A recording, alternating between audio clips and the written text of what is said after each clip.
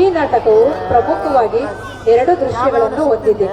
ಈ ನಾಟಕದಲ್ಲಿ ಬರುವ ಪಾತ್ರಗಳೆಂದರೆ ಮಥುರಾ ನಗರದ ಅರಸನಾದ ಕಂಸ, ಮಂತ್ರಿ, ಶೈಲಿಕಾ, ದುರ್ವಿಧ, ವಸುದೇವ ಹಾಗೂ ದೇವಕಿ. ಶ್ರೀಕೃಷ್ಣನು ಯಾರು? ಅವನಿಗೆಲ್ಲಿಂದ ಬಂತು ಇಷ್ಟು ಶಕ್ತಿ? ಈ ಗೊಲ್ಲರ ಹುಡುಗ ದೇವಕಿ ವಸುದೇವನ ಪುತ್ರನಿರಬಹುದೇ ಎಂಬ ಸಂದೇಹದಿಂದ ಕೃಷ್ಣನ ಬಗ್ಗೆ ಮಂತ್ರಿಯನ್ನು ಯಾವ ರೀತಿ ವಿಚಾರಿಸುತ್ತಾನೆಂದು ನೀವೇ ನೋಡಿ.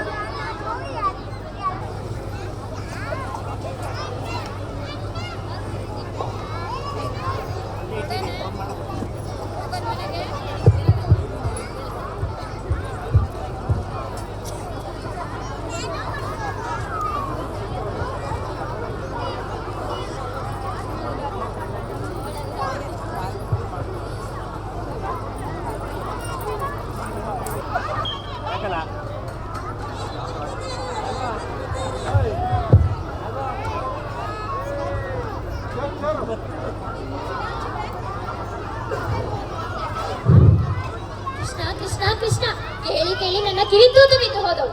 ಯಾರು ಈ ಕೃಷ್ಣ? ಹಾಲು ಕೊಡಲು ಹೋದ ಕೂದಲೇ ರಕ್ತ ಹಿಡಿದನಂತೆ. ಸವಾರಿ ಮಾಡುವಂತ ಬೆನ್ನೊಟ್ಟಿದ್ದರೆ ಶಕಟನ ಸೊಂಟನೆ ಮುರಿದನಂತೆ.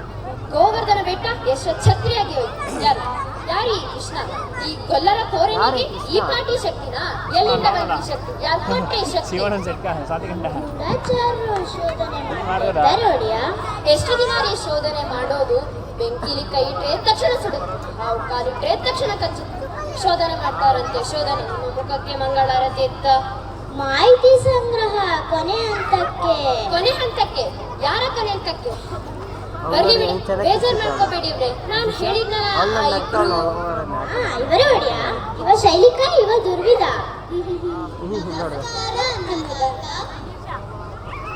ಇದು ನಿಮ್ಮ ಕೈಯಲ್ಲ, ಇದು ನಿಮ್ಮ ಕಾಲಲ್ಲ, ನಿಮ್ಮ ಎಕಡ. ಶಬ್ಬಾಷ್, ಇದು ಕಾಲಲ್ಲ, ಎಕ್ಕಡನೂ ಅಲ್ಲ, ಯಮಪಾಶ. ಏರ್ಪಾಡೆಲ್ಲ ಆಗಿದೆಯಾ? ಸಾಹೇಬ್ರೆ ಬಂದು ಕೂತು ಪರಾಮರ್ಶಿಸಿದ್ದಾರೆ. ಹೌದು ಅಡಿಯ.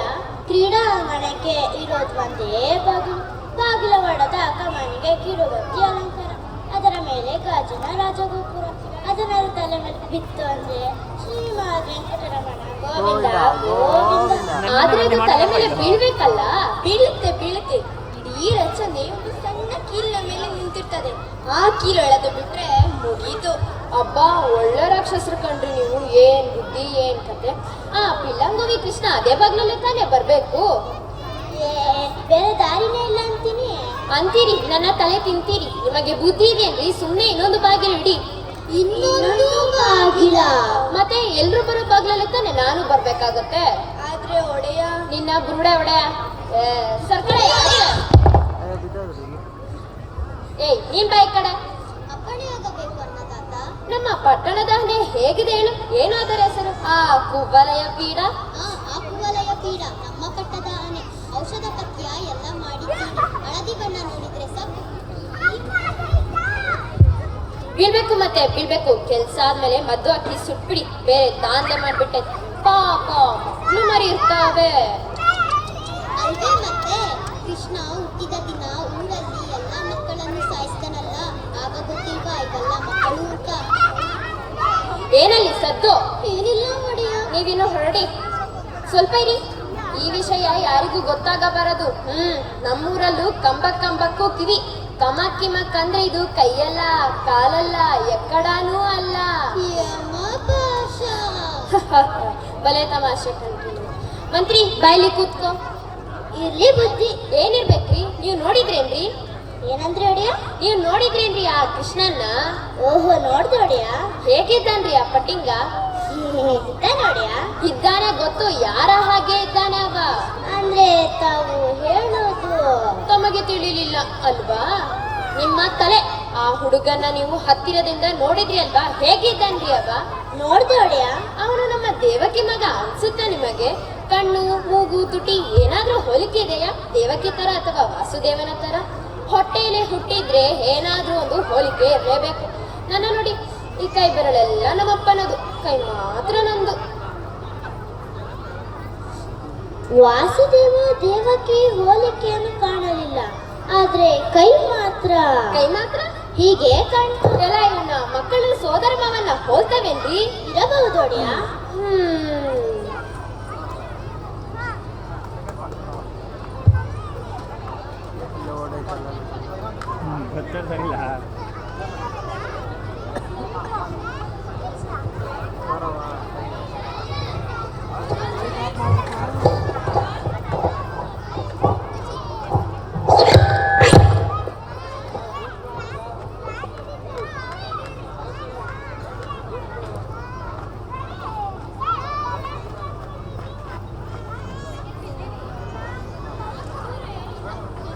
ದೃಶ್ಯ 2.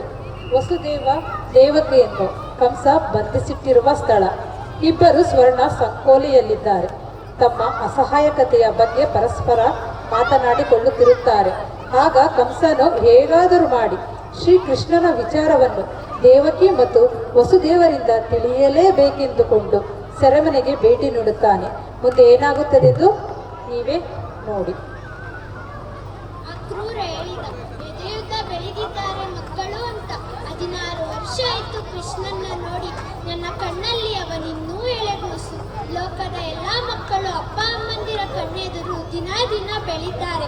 ಮಕ್ಕಳು ಬೆಳೆಯೋದು ನೋಡೋ ಅಪ್ಪ ಅಮ್ಮಂದಿರ ಪುಣ್ಯವೇ ಪುಣ್ಯ. ಮಕ್ಕಳನ್ನು ಆಡಿಸಲಿಲ್ಲ, ಆರೈಕೆ ಮಾಡಲಿಲ್ಲ, ತೊದಲು ನುಡಿ ಕೇಳಲಿಲ್ಲ, ಜೋಗುಳ ಆಡಲಿಲ್ಲ. ನೋಡಿ, ಯಾರೋ ಬಂದ ಆಗಿದೆ. ಓಹೋ ಮಹಾರಾಜ, ಬಾ ಬಾ. ಶಬಾಷ್ ಬಾಬಾ. ನಿದ್ದೆ ಬಂತ ಬಾಬಾ? ಬರದೇನು ಮಾಡುತ್ತೆ? ಅರಸನ ಅಂಗೆ ಇಲ್ಲ, ದೆವ್ವದ ಕಾಟ ಇಲ್ಲ. ಬಾ ಕೂತುಕೋ. ಶಬಾಷ್ ಬಾಬಾ. ನನ್ನ ಮನೇಲಿ ನನಗೆ ಉಪಚಾರ. ನನಗಂತೂ ರಾತ್ರಿ ಎಲ್ಲ ನಿದ್ದೇನೇ ಇಲ್ಲ. ರಾಜಕಾರಣನೇ ಹಾಗೆ. 10 ಜನರ ಮಧ್ಯೆ ಕೂತಾಗ ಜೋಲಿ, ಏಕಾಂಗಿ ಇದ್ದಾಗ ಒತ್ತಿದರೂ ಮುಚ್ಚದರಪ್ಪೆ. ಮೊದಲಿನಿಂದಲೂ ಅಷ್ಟೇ ಕಲಿತ ತಮಾಷೆ ನೀನು ಬಾಬಾ. ದೇವಕಿ, ನಿಮ್ಮ ಅಣ್ಣನಿಗೆ ಸ್ವಲ್ಪ ಹಾಲಾದರೂ ಕೊಡು. ಹಾಲ ಕುಡಿಯೋರು ನಾವು. ಹಾಲು ಇಡಿಸಲ್ಲ ನಮಗೆ. ದೇವಕಿ, ಹಾಲು ಗೀಲು ಏನು ಬೇಡ. ನಿನ್ನ ಕುಂಬಳ, ನಿನ್ನ ಕುಡುಗೋಲು, ಮಾತಾಡು ಮಹಾರಾಜ. ನೋಡ್ದ್ಯಾ ಇನ್ನೂ ನನ್ನ ಮೇಲೆ ಅಸಮಾಧಾನ. ನನ್ನ ತಂಗಿ ಮೇಲೆ ನಂಗೆ ಪ್ರೀತಿ ಇಲ್ಲ ಅಂದುಕೊಂಡೆಯಾ? ಸಂಕೋಲೆ ಹಾಕ್ಸಿದ್ದೇನೆ ನಿಜ, ಆದ್ರೆ 100ಕ್ಕೆ 100 ಶುದ್ಧ ಪರಂಜಿದು. ಕೊರಳಿಗೆ 3 ಎಳೆ, ಕೈಗೆ 2 ಎಳೆ, ಕಾಲಿಗೆ 1 ಎಳೆ, ಎಲ್ಲಾ ಚಿನ್ನದ್ದೆ. 25 ವರ್ಷ ಆಯ್ತು ಮಾಡಿಸಿ. ಸ್ವಲ್ಪ ಆದರೂ ಕಪ್ಪಾಗಿದೆಯಾ? ಅದು ಪ್ರೀತಿ ಅಂದ್ರೆ. ಇರ್ಲಿ ಬಿಡು ಬಾಬಾ, ನಿನಗೊಂದು ವಿಶೇಷ ಸುದ್ದಿ ಹೇಳ್ಬೇಕು. ಇವತ್ತು ಮಥುರಾ ನಗರದಲ್ಲಿ ದಣಿಯೂರು ಹೋಗೋ ಮಹೋತ್ಸವ. ದೇಶದ ಎಲ್ಲಾ ಕಡೆಯಿಂದಲೂ ಸಾಹಸಿ ಯುವಕರು ಬರ್ತಿದ್ದಾರೆ. ಮಥುರಾ ವೀರ ಪ್ರಶಸ್ತಿ ಗೆಲ್ಬೇಕಂತ. ಏನ್ ಹುಚ್ಚ ಹುಡುಗರದ್ದು. ಇವತ್ತ ಬಿಲ್ಲ ಹಬ್ಬ. ಏಕೆ ನಿಮಗೆ ಗೊತ್ತಿಲ್ವಾ? ಆ ದೃಷ್ಟವಂತರು ನಿಮಗೇನೂ ಗೊತ್ತಾಗಲ್ಲ. ಹೊತ್ತಿಗೂ ಊಟ, ಹೊತ್ತಿಗೂ ನಿದ್ದೆ, 4 ಗೋಡೆ ಮಧ್ಯೆ ನಿಂದೆ ಒಂದು ಪ್ರಪಂಚ. ಅಮ್ಮ ನೋಡ ಕೂಡ ಒಳಗೆ ಬರೋ ಹಾಗಿಲ್ಲ, ಹೊರಗೆ ಹೋಗೋ ಹಾಗಿಲ್ಲ. ಸೆರೆಮನೆಯೊಳಗೆ ಬಂದೇ ಬಿಟ್ಟು ನೆಮ್ಮದಿ ಸೆರೆಮನೆ ಹೊರಗೆ. ಆದ್ರೂ ದೇವಕಿ, ಬಂಧನದಲ್ಲಿ ಇದ್ದು ನೀವೇ ಸ್ವತಂತ್ರ, ನಾವು ಬಯಲಲ್ಲಿದ್ದು ಬಂದಿಗಳು. 16 ವರ್ಷದಿಂದ ಅಷ್ಟಮಿರತ್ ಅದೆಷ್ಟೋ ಮಕ್ಕಳು ಹುಟ್ಟಿದು. ಎಷ್ಟಂತವನ ಕೊಲ್ಲಿಸಲಿ? ದೇವಕಿ ಹೊಟ್ಟೆಯಲ್ಲಿ ಹುಟ್ಟೋ 8ನೇ ಮಗು ಅಷ್ಟಮ ಪುತ್ರ, ನನ್ನ ಕೊಲ್ಲಬೇಕು. ಆದ್ರೆ ನಿನ್ನ 8ನೇ ಮಗು ಪುತ್ರ ಅಲ್ಲ, ಪುತ್ರಿ. ದೇವಕಿ, ಬೆನ್ನಿಗೆ ಬಿದ್ದ ಹಣ್ಣನಿಗಿಂತ ಹೊಟ್ಟೆಯಲ್ಲಿ ಹುಟ್ಟಿದ ಕೂಸು ನಿನಗೆ ದೊಡ್ಡದಾ? ನನಗೆ ರಾಜ್ಯ ಬೇಡ, ಕೋಶ ಬೇಡ, ಪಟ್ಟ ಬೇಡ, ಎಲ್ಲ ನಿನ್ನ ಗಂಡನ್ಗೆ ಕೊಟ್ಟು ಹೇಳು, ಎಲ್ಲಿ ಬಚ್ಚಿಟ್ಟಿದ್ದಿ? ನಾನು ನಿಜ ಹೇಳಿದರೆ ನೀನು ನಂಬೋದಿಲ್ಲ. ದೇವಕಿ, ಬಾವಾ, ಹೇಳು, ನಿನ್ನ ಮಾತನ್ನ ನಾನು ನಂಬ್ತೀನಿ, ಹೇಳು. ಬಚ್ಚಿಟ್ಟಿದ್ದು ನಿಜ. 9 ತಿಂಗಳು ಇಲ್ಲಿಯೇ ಬಚ್ಚಿಟ್ಟಿದ್ದು ಮಗುನ. ಮತ್ತದು ಬೊಗಳೆ. 16 ವರ್ಷದಿಂದ ಅಷ್ಟಮಿರತ ಅದೆಷ್ಟೋ ಮಕ್ಕಳನ್ನು ಕೊಲ್ಲಿಸಿದೆ. ಆದ್ರೆ ಒಂದು ಮಗುನ ಮಾತ್ರ ಇನ್ನೂ ಕೊಲ್ಲಲಿಕ್ಕೆ ಆಗಲಿಲ್ಲ. ಅವನೇ ಆ ಕೃಷ್ಣನ ಅಪ್ಪ ನಂದ, ನಿನ್ನ ಗಂಡನ ಬಾಲ್ಯ ಸ್ನೇಹಿತ.